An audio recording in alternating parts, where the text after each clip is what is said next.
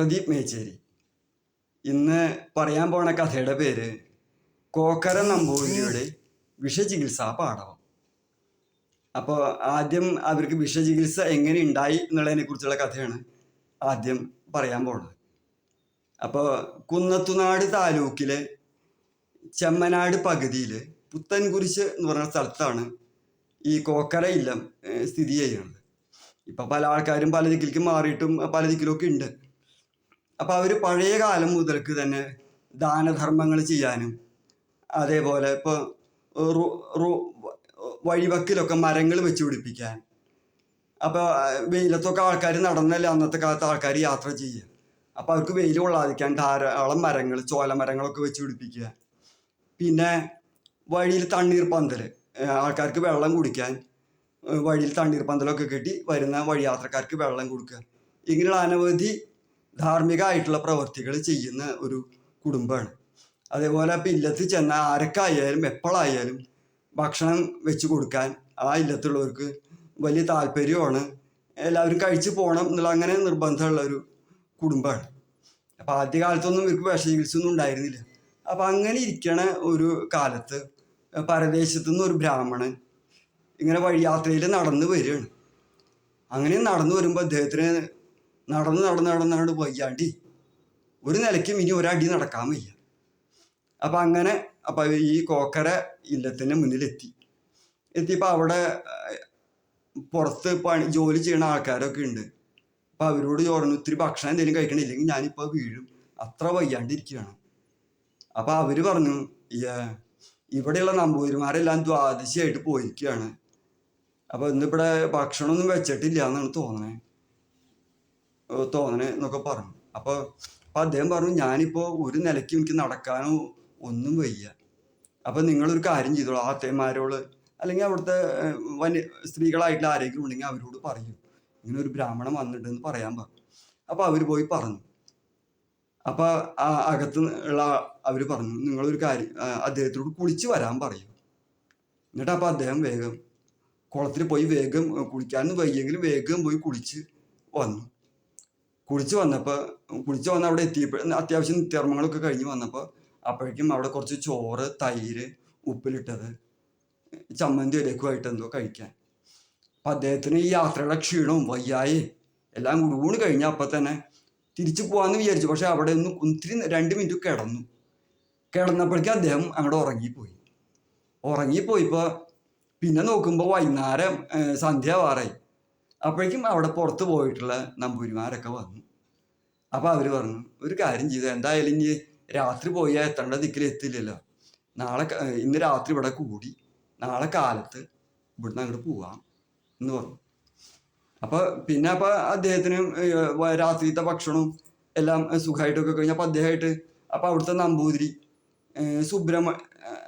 നമ്പൂതിരി ഭക്ഷണമൊക്കെ കഴിച്ച് അവിടെ അങ്ങനെ അദ്ദേഹമായിട്ട് വർത്തമാനമൊക്കെ പറഞ്ഞു. ഈ വന്ന പരദേശി ബ്രാഹ്മണനായിട്ട് അനവധി വർത്തമാനങ്ങളൊക്കെ ചോദിച്ചു.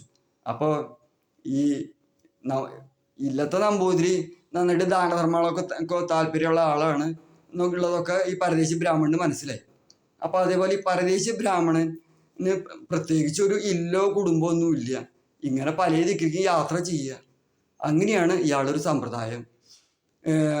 അപ്പോൾ പ്രത്യേകിച്ച് ഒരു ഇല്ലൊന്നുമില്ല എന്നൊക്കെ മനസ്സിലായി. അത് മാത്രമല്ല, ഇദ്ദേഹത്തിന് വിഷചികിത്സ നന്നായിട്ട് അറിയുന്ന ആളാണ് ഈ പരദേശി ബ്രാഹ്മണൻ, അത് മനസ്സിലായി. അപ്പോൾ ആ ഇല്ലത്തുള്ള കോക്കര ഇല്ലത്തുള്ളവർ പറഞ്ഞു, ഒരു കാര്യം ചെയ്തോളൂ, പിറ്റേ ദിവസം വിളിച്ചാൽ പറഞ്ഞു, ഇനി പൂവൊന്നും വേണ്ട, ഇവിടെ കൂടിക്കോളൂ, കുറച്ച് ദിവസം ഇവിടെ താമസിക്കാം. എന്നിട്ട് അപ്പോൾ ഇവിടെ തണ്ണീർ പന്തലിക്ക് വെള്ളം കൊടുക്കാൻ ഒരാൾ വേണേ. അപ്പോൾ എന്നാൽ രാവിലെ തണ്ണീർ പന്തലിക്ക് പോവുക, അത് കഴിഞ്ഞ് അവിടെ ഇരുന്ന് എല്ലാവർക്കും വെള്ളം കൊടുത്ത് വൈകുന്നേരം ഇവിടെ വരാം, ഇവിടെ താമസിക്കാം, ഇവിടുന്ന് ഭക്ഷണമൊക്കെ ഇവിടെ ആവാം, അങ്ങനെയൊക്കെ പറഞ്ഞു. അപ്പോൾ ഇദ്ദേഹത്തിനും സന്തോഷമായി. അപ്പോൾ അദ്ദേഹം അതിങ്ങനെ കൃത്യമായിട്ട് വെളിച്ചാകുമ്പോൾ ഈ തണ്ണീർ പന്തലിക്ക് പോയി ആൾക്കാർക്ക് വെള്ളം കൊടുക്കും, അത് കഴിഞ്ഞാൽ വൈകുന്നേരമായി തിരിച്ചു പോരും.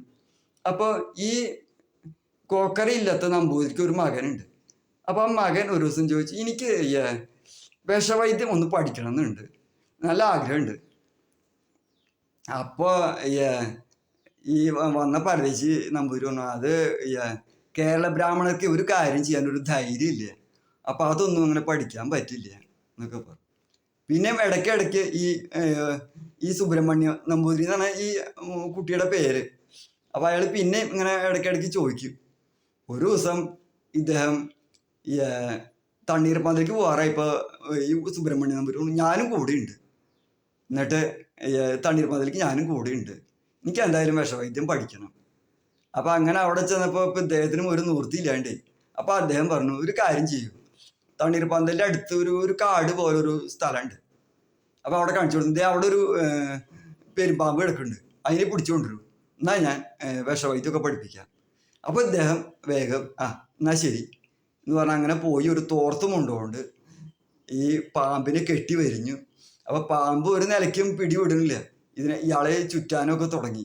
കുറച്ച് നേരം മൽപ്പിടുത്തൊക്കെ ആയി കൊണ്ടുവരാനൊക്കെ ശ്രമിച്ചു, എന്നിട്ട് ഒരു നിലയ്ക്കും പറ്റണില്ല. അപ്പം അങ്ങനെ ഇപ്പോൾ ഇദ്ദേഹം പറഞ്ഞു, ഇങ്ങോട്ട് പോന്നോളൂ എന്ന് പറഞ്ഞു, ഞാൻ വിഷവൈദ്യമൊക്കെ പഠിപ്പിക്കാം.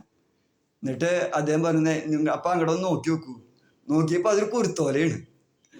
അപ്പം ഇദ്ദേഹം ഈ കുരുത്തോല പാമ്പാന്ന് തോന്നിപ്പിച്ചതാണ്. അപ്പം അദ്ദേഹത്തിന് അങ്ങനെയുള്ള സൂത്രവിദ്യകളൊക്കെ ഉണ്ട്.